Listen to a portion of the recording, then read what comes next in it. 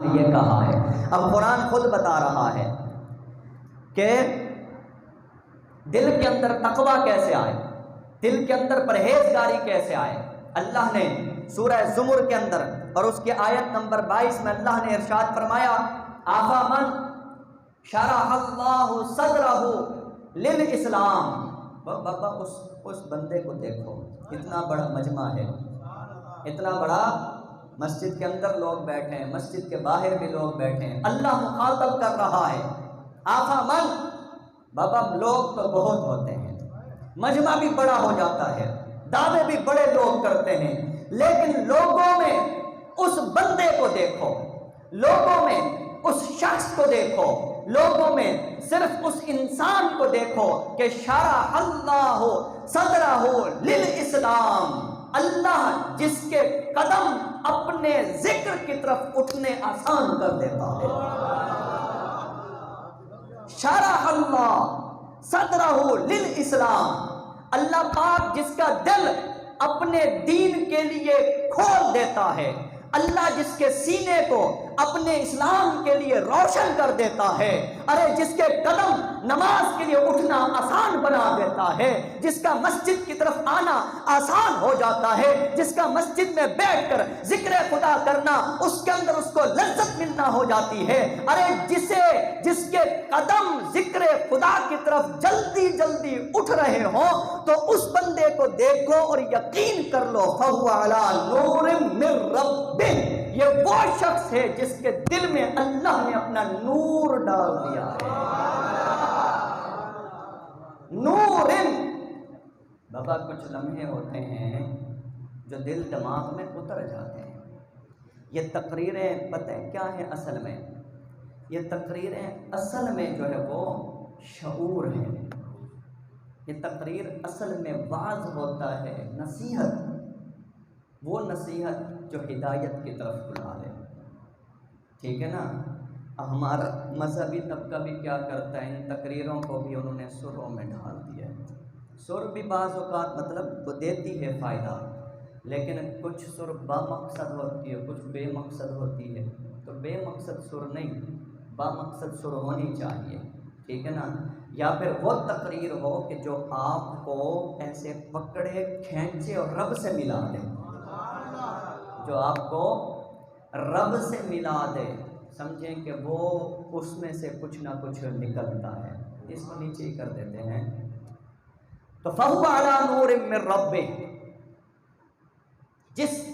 جس کا دل اللہ کے ذکر کے لیے کشادہ ہو جائے، جس کا دل اللہ کی یاد کے لیے کھلا ہو جائے، جس کے قدم اللہ کے گھر کی طرف اٹھنا آسان ہو جائے، تو یہ وہ لوگ ہوتے ہیں فَهُوَ عَلَىٰ نُورٍ مِّن رَبِّهِ، جن کو ان کے رب کی طرف سے نور مل جاتا ہے، جن کے دل میں اللہ نور اتار دیتا ہے، اور جس دل میں نور اترتا ہے وہی متقی ہوتا ہے، اسے قرآن ہدایت دیتا ہے، اسے قرآن فائدہ دیتا ہے۔ اب دوسرا کون سا شخص ہے کہا فَوَيْلٌ لِّلْقَاسِيَةِ قُلُوبُهُم مِّن ذِكْرِ اللَّهِ، اگر کچھ لوگ وہ بھی ہوتے ہیں، اگر اللہ کی بات آ جائے، اللہ کے ذکر کی بات آ جائے، اللہ کے دین کی بات آ جائے، اللہ کے قرآن کی بات آ جائے، مسجد کی بات آ جائے، نماز کی بات آ جائے، روزے کی بات آ جائے، اللہ کے نام پہ خرچ کرنے کی بات آ جائے، کچھ کے دل میں تو لذت و سرور پیدا ہوتا ہے، لیکن کچھ کے دل گھٹ جاتے ہیں، کچھ لوگوں کو پھر موت آ جاتی ہے، ان کے اندر تنگی پیدا ہو جاتی ہے، ان کے قدم اس کے ذکر اور اس کے نام کی طرف اٹھنا بوجھل بن جاتے ہیں۔ اللہ نے کہا یہ وہ لوگ ہیں جن کے دلوں کو اللہ سخت کر دیتا ہے، جن کے دلوں کو اللہ تنگ کر دیتا ہے، اولئک فی ضلال مبین۔ اور یہ آپ لوگ یہ پیمانہ جانچ لو کہ آیا نماز کی طرف اور قرآن کی طرف، ذکر خدا کی طرف آپ کے قدم جلدی اٹھتے ہیں یا زنجیریں پڑ جاتی ہیں؟ اگر تو اٹھ رہے ہیں اور جلدی یعنی دل کر رہا ہے کہ جائیں اس یاد کی طرف، اس ذکر کی طرف، تو سمجھیں آپ کے دل میں نور ایمان موجود ہے، آپ کے دل میں نور موجود ہے۔ اگر وہ مشکل ہو رہی ہے تو سمجھے مسلمان تو ہیں آپ، مومن نہیں ہیں۔ کلمہ تو پڑھ لیا پر اندر چراغ نہیں جلا ہے، دل کے اندر چراغ نہیں جلایا آپ نے، بابا جلاؤ، ورنہ مصیبت یہ ہے۔ رب نے کہا اولئک فی ضلال مبین، جملہ غور سے سن لیجئے، کہ ورنہ یہ ہوگا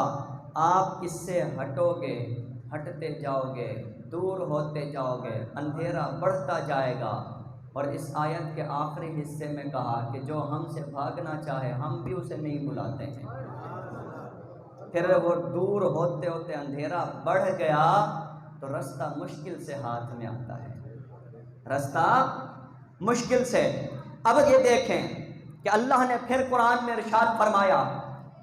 ذرا بات کو پیچھے جوڑ کر ذرا پھر غور سے سنیں۔ میرا رب فرماتا ہے کہ جس دل کے اندر ہو نور ایمان،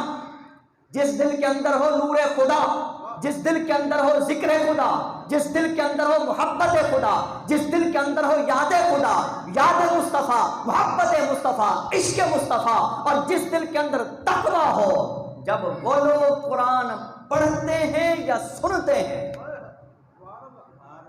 قرآن ہر ایک کو بھی مزہ نہیں دیتا، ہر ایک کو بھی فائدہ نہیں دیتا، کن کو دیتا ہے وہ رب بتا رہا ہے۔ اللہ فرما رہا ہے کہ اللہ نزل احسن الحدیث، ادھر دیکھیے گا کیا بات ہے، ادھر ذرا میری طرف دیکھیں۔ اللہ نے کہا، ذرا محسوس کریں، تصور ذرا امیجن کریں، اللہ نے کہا اللہ نزل احسن الحدیث، اور اللہ نے آسمانوں کے پار سے کتنی سوہنی باتیں اتاری ہیں۔ بابا محسوس کر سکتے ہیں تو کر لیں، کہا بڑی خوبصورت باتیں اتاری ہیں میں نے۔ نزل احسن الحدیث، میں تقریر کر رہا ہوں بہت اچھی، بہت پیاری، آپ کو مزہ بھی آ رہا ہوگا، سبحان اللہ بھی نکل رہا ہے، یہ تو سوچو باتیں کس کی کر رہا ہوں، اللہ کی باتیں میری ایک بھی نہیں ہیں، یہ تو میرے منہ سے نکلے تو سونی لگے، جب مصطفیٰ کی زبان سے نکلتی ہوں گی۔ نعرہ تکبیر، نعرہ رسالت، نعرہ حیدری، نعرہ حیدری، نعرہ غوثیہ، نعرہ تحقیق۔ تو اللہ نے فرمایا کہ نزل احسن الحدیث، اس رب نے بڑی سونی بات اتاری ہے، بڑی خوبصورت بات، بڑا خوبصورت کلام نازل کیا ہے۔ اب میں بات سے بات جوڑ رہا ہوں، ایک ایک بات، جسے کہتے ہیں نا انگلی پکڑ کے لے کے چلنا، اسٹیپ بائی اسٹیپ، آہستہ آہستہ آگے چل رہے ہیں، آپ پڑھتے چلیں، آگے بڑھتے چلیں۔ مجھے یہ بھی احساس ہے آپ میں سے کئی لوگ سارے دن کی محنت، مشقت، تھکاوٹ وہ بھی ہے، میرا ٹائم نعت خواص رات زیادہ لے گئے ہیں، صحیح ہے نا، وہ میری ساری توقع۔ اور آصف بھائی آپ نے یہ ساؤنڈ منگوایا ہے، انہوں نے منگوایا، تھوڑا لیٹ کر دیتا، شکوہ تھوڑے نال بھی ہے گا، جلدی منگانا سی ہیں جی، اے تو شکریہ انہوں کا، میں تو اپنا شکوہ کر رہا ہوں، جڑا اصل میں جو پیغام ہوتا ہے نا، میں آپ کو پھر بتا رہا ہوں، یہ وہ باتیں ہیں جنہوں نے آپ کو پکڑنا ہے اور ادھر جھکا دینا ہے۔ نعتیں دل کے اندر بہت سرور پیدا کرتی ہیں، وہ ذوق ہے، یہ عقل و شعور ہے، اور جو چینج آتا ہے نا وہ شعور سے آتا ہے، ٹھیک ہے نا، جو چینج ذہن جہاں سے بنتا ہے نا، جہاں سے ذہن بنتا ہے، ذہن پلٹتا ہے، ذہن بدلتا ہے، وہ یہ ہے، وہ یہ قرآن ہے۔ اب سنیں قرآن کو، اللہ فرما رہا ہے اللہ نزل احسن الحدیث، اللہ نے بڑا خوبصورت کلام اتارا، بڑا خوبصورت، بڑی خوبصورت بات اتاری، اللہ نے آسمانوں سے عمدہ کلام نازل فرمایا۔ اب اس کلام کا مرتبہ و مقام کیا ہے، اب ذرا اس بات کو جوڑیں جسے قرآن نے کہا کہ ہدی للمتقین، یہ قرآن فائدہ دیتا ہے کس کو؟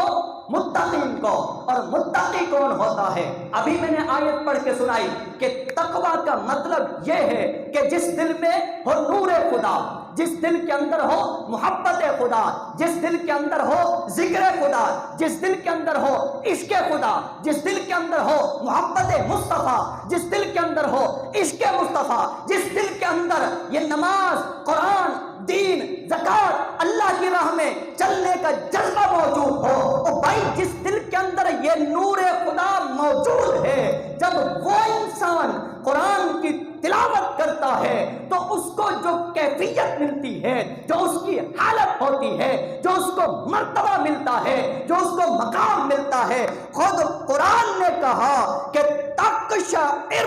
منہ جلود الذین یخشون ربہم، کہ جس دل میں اللہ کا نور ہو، جب وہ قرآن پڑھتا ہے تو ان کے رونگٹے کھڑے ہو جاتے ہیں۔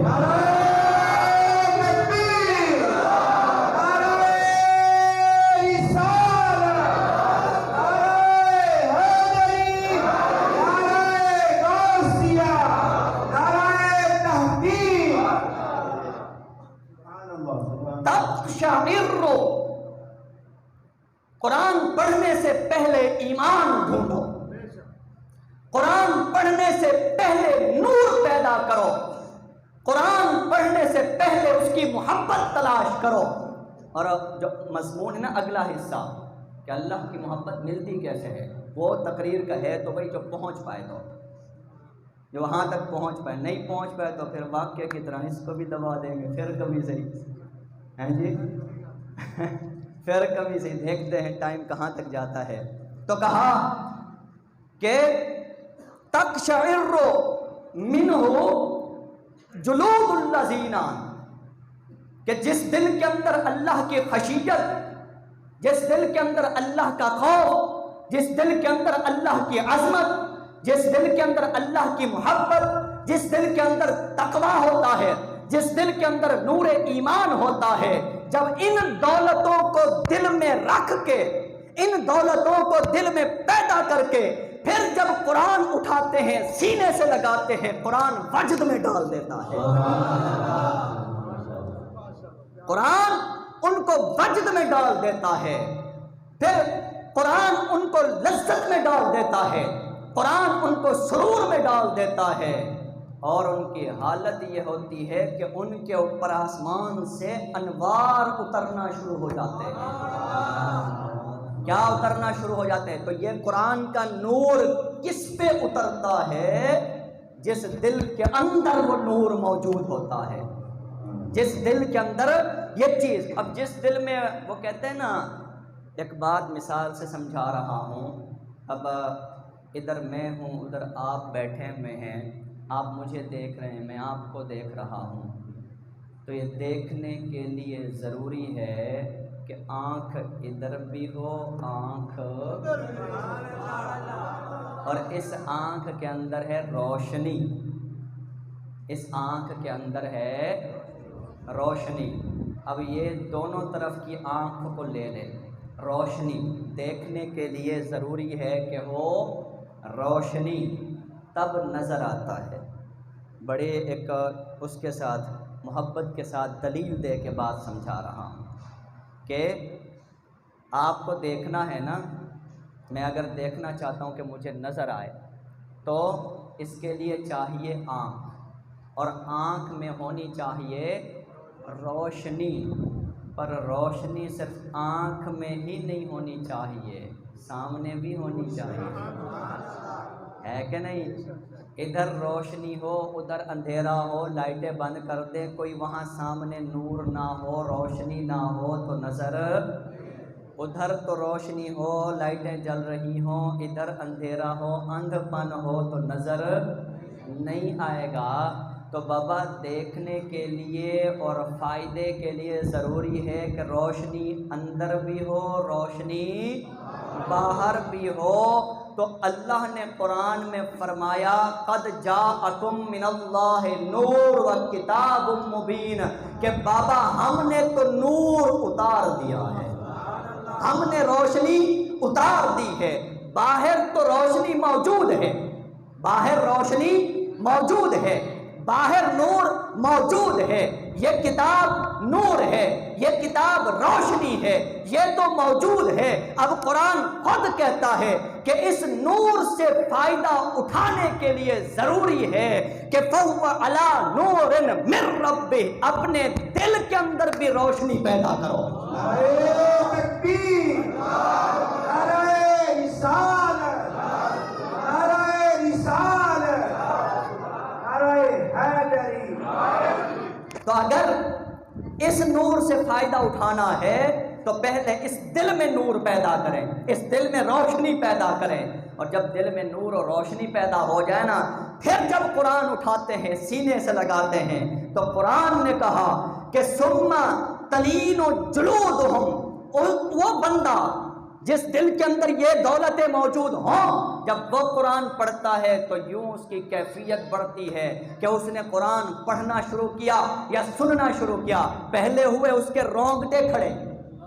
بال کھڑے ہو جاتے ہیں، اس کے رونگٹے کھڑے ہو جاتے ہیں، کیفیت طاری ہو جاتی ہے، ادھر رونگٹے کھڑے ہوئے، قرآن اور پڑھا اس نے، قرآن اور سنا اس نے تو کیفیت بڑھتی ہے۔ خود قرآن نے کہا کہ رونگٹے کھڑے ہوتے ہوتے اثر بالوں سے آگے، بالوں کے پوروں جڑوں کے اندر اتر جاتا ہے۔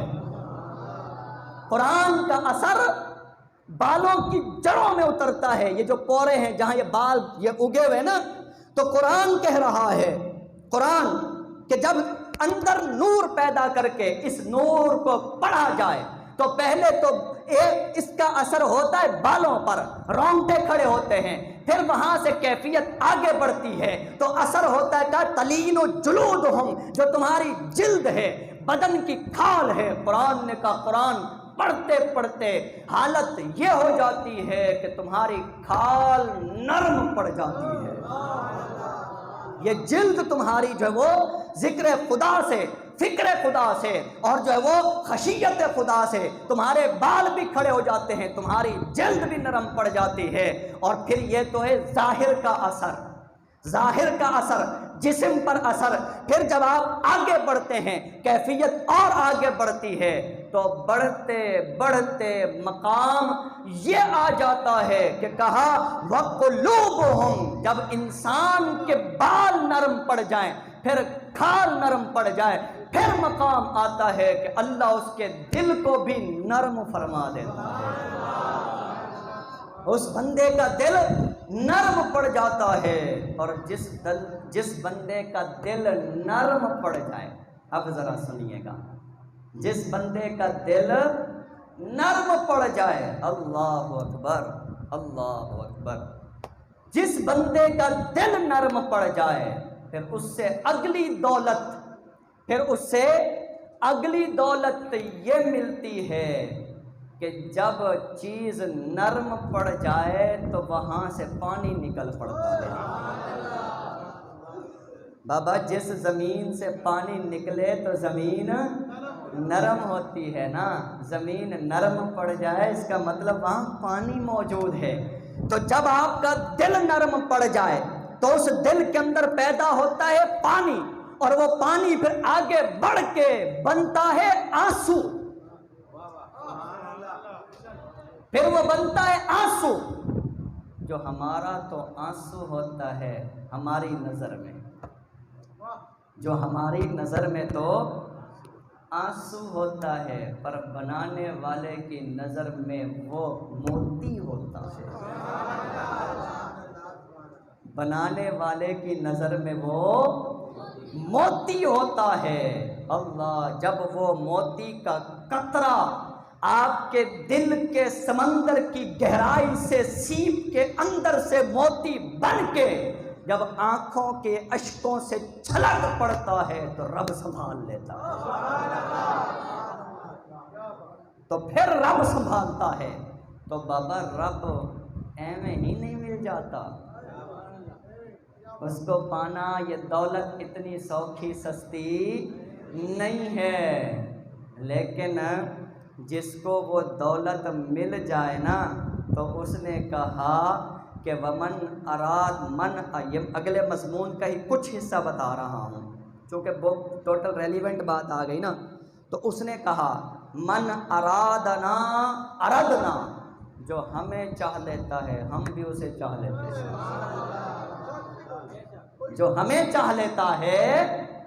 تو ہم بھی اسے چاہ لیتے ہیں۔ اور پھر کہا ومن اراد منا، تعلق دیکھیے گا اللہ کیسے ملتا ہے اور کب ملتا ہے۔ کہا کہ من ارادنا، جو ہمیں چاہ لیتا ہے تو ہم بھی اسے چاہ لیتے ہیں۔ تو پھر کہا ومن اراد منا، جب وہ ہمیں چاہ لیتا ہے ہم اسے چاہ لیتے ہیں۔ اس مقام کے پا لینے کے بعد دوسرا مقام یہ آتا ہے کہ من اراد منا، پھر وہ جو بھی ہم سے چاہتا ہے، پھر پہلے ہے کہ اسے چاہو اور اسے ہی چاہو، پھر کسی اور کو نہ چاہو، پھر کسی اور کو نہ چاہو، اسے چاہو اور بس اسے ہی چاہو۔ جب تعلق ہو جاتا ہے ایسا، میرا موضوع آٹومیٹک دوسرے اس کے اوپر جا رہا ہے، تو پہلے حصے کا کچھ مضمون کا جو پہلا حصہ ہے وہ ایک حدیث بڑی ایمان افروز ہے، اس کو رہنے دیتے ہیں، چلے جاتے ہیں اگلے حصے کے اوپر۔ تو کہا کہ من ارادنا اردنا، کہ جو ہمیں چاہ لیتا ہے ہم بھی اسے چاہ لیتے ہیں، اور جب وہ ہمیں چاہ لیتا ہے ہم اسے چاہ لیتے ہیں۔ تو کہا ومن اراد منا اعطینا، پھر جو ہمیں چاہ لیتا ہے ہم اسے چاہ لیتے ہیں، تو اس کے بعد وہ جو بھی ہم سے چاہتا ہے، جو بھی مانگتا ہے، جو بھی چاہتا ہے، کہا اعطینا، پھر اس کے ہاتھ ہم خالی نہیں جانے دیتے، پھر اس کے ہاتھ ہم خالی نہیں جانے دیتے۔ اب حضرت بایزید بستامی کا ایک قول ہے، حضرت بایزید بستامی کا قول ہے یا ربی کیف الوصول الیک، باری تعالی ہم تجھ تک کیسے پہنچے، باری تعالی ہم تجھ تک کیسے پہنچیں۔ فرمایا یا ابا یزید، اے ابو یزید، اے با یزید بستامی، دا نفس کا، جو تیرے اندر وہ چھپا بیٹھا ہے، تیرا نفس، تیری خواہش اور تیرے اندر کی جو حسرتیں ہیں، جو تیرے اندر جو غلط خیال ہیں، دا نفس کا، جو تیرے اندر ہے تو اپنے نفس کو پیچھے کر دے، وتعال، جب تو اسے پیچھے پھینک دے گا، جب تو اسے چھوڑ دے گا تو پھر وتعال، پھر میری طرف دوڑا چلا، راستے آسان ہو جائیں گے۔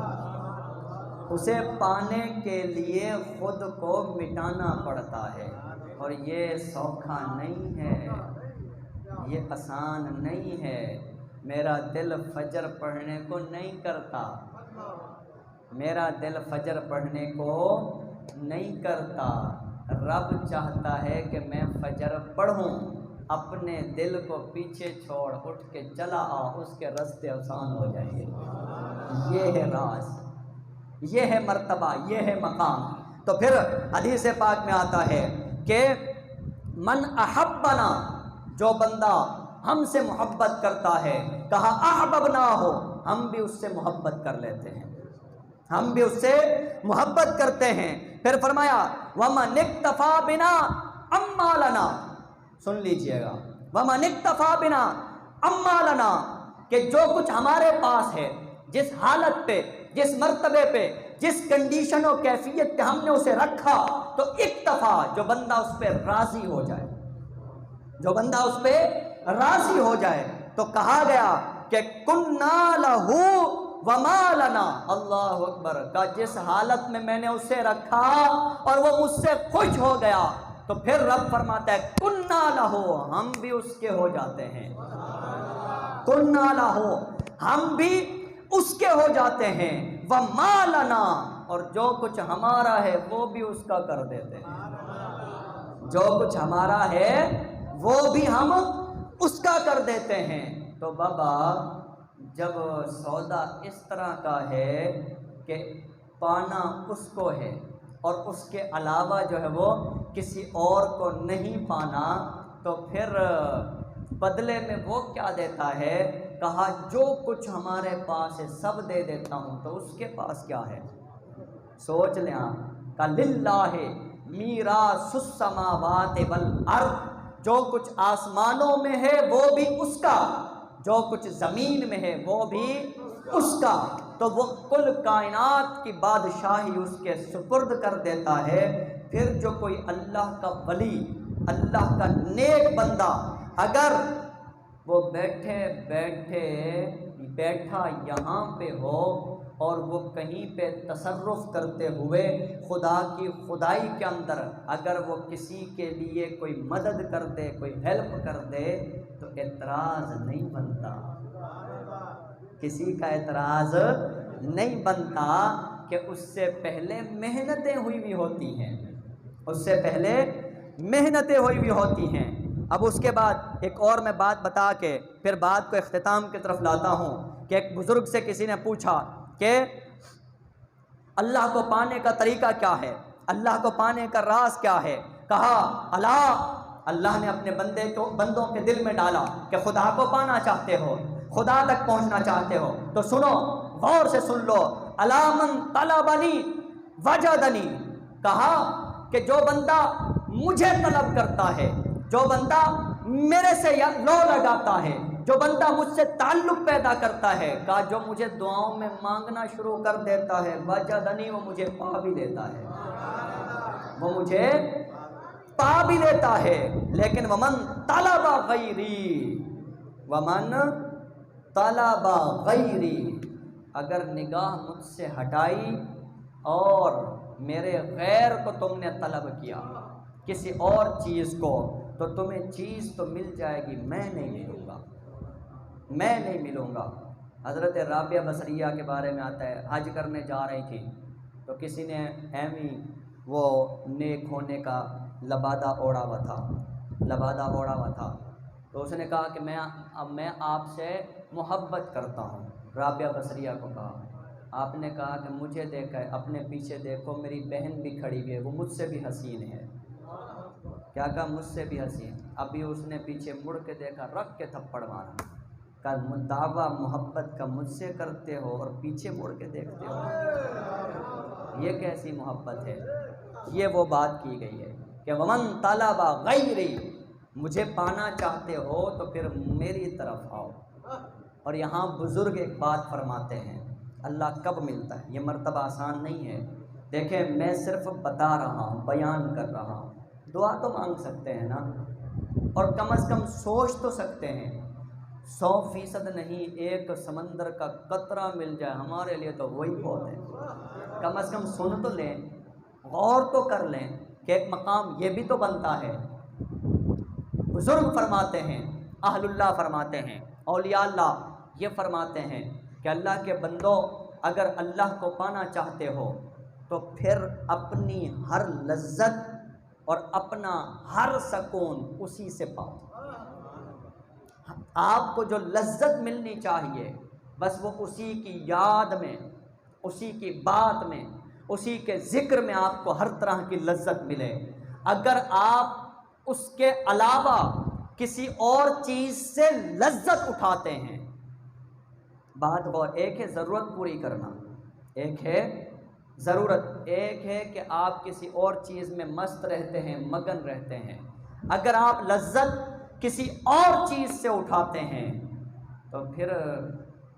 جو اہل اللہ ہیں، اہل معرفت، کہتے ہیں اگر آپ کو اس سے ہٹ کر کسی اور چیز میں مزہ آتا ہے تو سمجھو آپ کو اللہ کا راستہ نہیں ملا۔ اگر آپ دیکھنا چاہتے ہیں نا، یعنی انتہا جو ہے اس مرتبے کی، وہ کیا ہے کہ آپ کو مزہ ہی اس کے ذکر میں، فکر میں اور یاد میں آنا چاہیے، تب جا کے وہ ملتا ہے۔ تو کہا کہ ومن طلب غیری، جو بندہ جو ہے وہ میرے غیر کو پاتا ہے، میرے غیر کو طلب کرتا ہے تو وہ مجھے نہیں پا پاتا۔ سودا تو سستا ہے، اس نے کہا کہ مجھے پالو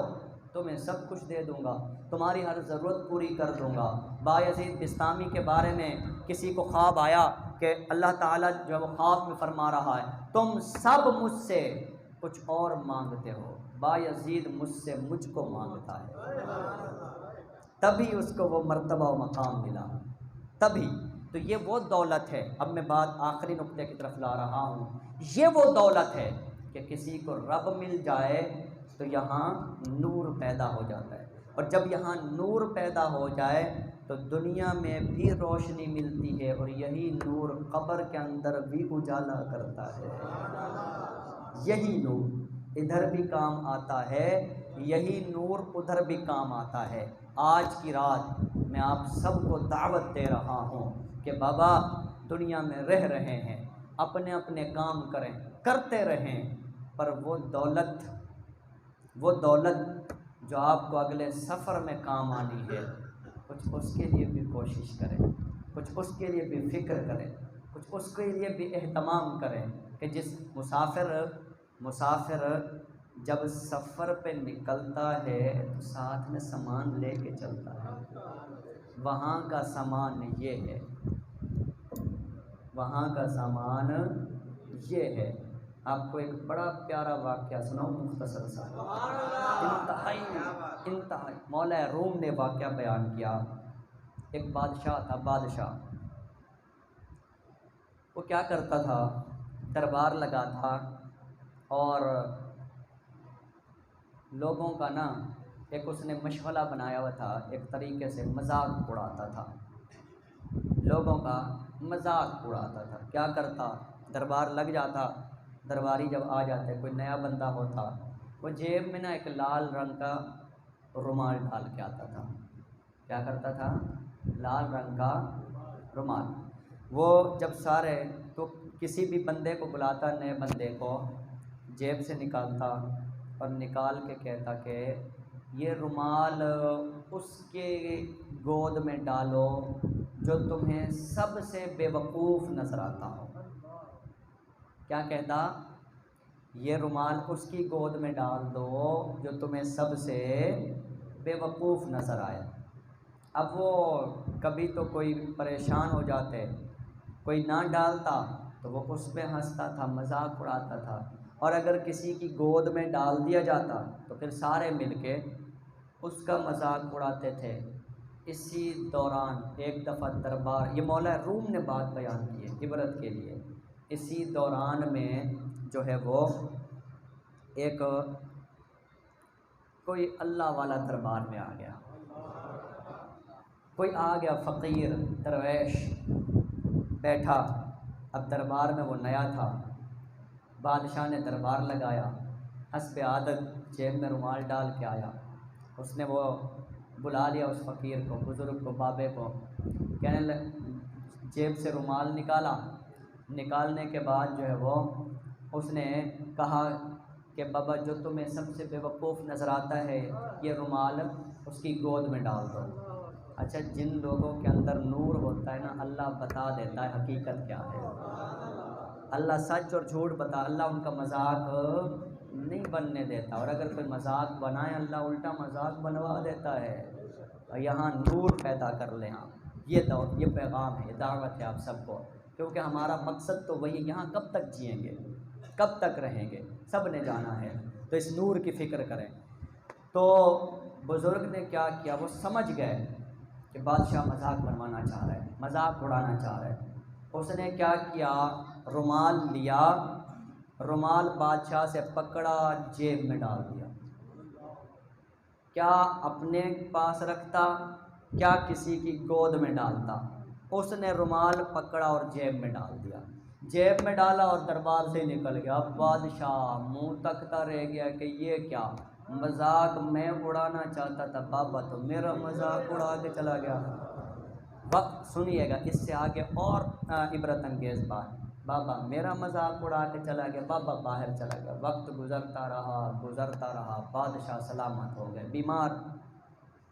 ٹھیک ہے، اور اتنا بیمار ہوئے کہ زندگی سے مایوسی، اور حکماء نے کہا 3 دن ہیں بادشاہ کے پاس، پھر مر جائے گا۔ تو کسی نے مشورہ دیا کہ بادشاہ کا آخری وقت ہے، تو بھائی چلو رعایا سے ملاقات ہی کروا دو، ایک دن بادشاہ کا رعایا سے ملاقات کا رکھ دیتے ہیں، بھی لوگ آئیں، ملیں، حال احوال پوچھیں۔ تو ان 3 دنوں میں سے جو دوسرا دن تھا نا وہ بادشاہ اور رعایا کا کر دیا گیا۔ اب ہوا یوں کہ جب رعایا ملنے آ رہی ہے، ملتے ملتے ملتے درمیان میں بابا بھی آ گیا، درمیان میں بابا بھی آ گیا۔ تو بابے نے پوچھا کہ ہاں بھائی خیر تو ہے، کیا ہوا؟ کہنے لگا بیمار ہوں۔ کہا کدھر کا ارادہ ہے؟ کہا اگلے سفر کا۔ کہا سفر پہ جا رہے ہو؟ کہا ہاں۔ کہا سفر پہ جا رہے ہو تو سامان کہاں ہے؟ سنیے گا، سفر پہ جا رہے ہو سامان کہاں ہے؟ بابا پہلے بھی تو تم سفر پہ نکلتے تھے نا؟ کہاں کا پروٹوکول لگتا تھا نا، تمہارے فوجی، تمہارے گھوڑے، تمہارے غلام آگے پیچھے سارا کچھ، اور کھانا پینا سب ہوتا تھا۔ کہاں؟ کہا کہ اس سفر پہ جا رہے ہو تو ادھر کا سامان کہاں ہے؟ بادشاہ جو ہے وہ ایک دم مرجھا گیا، کہنے لگا کوئی اس اگلے جہان کا سامان تم نے تیار کیا؟ کوئی اس سفر کا سامان کوئی تیار کیا؟ تو بادشاہ ایک دم پریشان اور مایوس ہو کے کہنے لگا کہ بس یہی دکھ ہے، یہی پچھتاوا ہے کہ ادھر کا سامان نہیں تیار کر سکا ہوں۔ تو بابے نے جیب سے رومال نکالا اور بادشاہ کی گود میں ڈال دیا۔ کہا تم نے کہا تھا کہ یہ اس کے گود میں ڈالو جو سب سے بڑا بے وقوف ہو، تو میری نظر میں تم سب سے بڑے بے وقوف ہو کہ جو سفر پہ جا رہا ہے اور سامان ساتھ نہیں ہے۔ سفر پہ جانا ہے اور سامان ساتھ نہیں ہے، تو بابا اس وقت کے پچھتانے سے بہتر ہے کہ جب تک مہلت ہے سامان تیار کر لو، دنیا کی ضرورتیں پوری کریں جائز طریقے سے، حلال طریقے سے، ہمارا مذہب منع نہیں کرتا، پر اس سامان کا تو اہتمام کرو، کوئی اس کا تو بندوبست کرو۔ اور وہاں کا سامان ہے نماز، وہاں کا سامان ہے روزہ، وہاں کا سامان ہے عبادت، وہاں کا سامان ہے تلاوت، وہاں کا سامان ہے راہ خدا میں خرچ کرنا۔ آپ میں سے کتنے ہیں جو نماز پڑھتے ہیں؟ کہیں ایسا نہ ہو کہ جب وقت آئے اگلے سفر پہ جانے کا آپ بھی کہیں پچھتا نہ جائیں، ہم بھی پچھتا نہ جائیں، کہیں ہمیں بھی کوئی بے وقوف نہ کہہ ڈالے۔ تو بس یہی دعا ہے کہ اللہ تعالیٰ اس لمحے کے آنے سے پہلے پہلے سنبھلنے کی توفیق عطا فرمائے۔ وما علینا الا البلاغ۔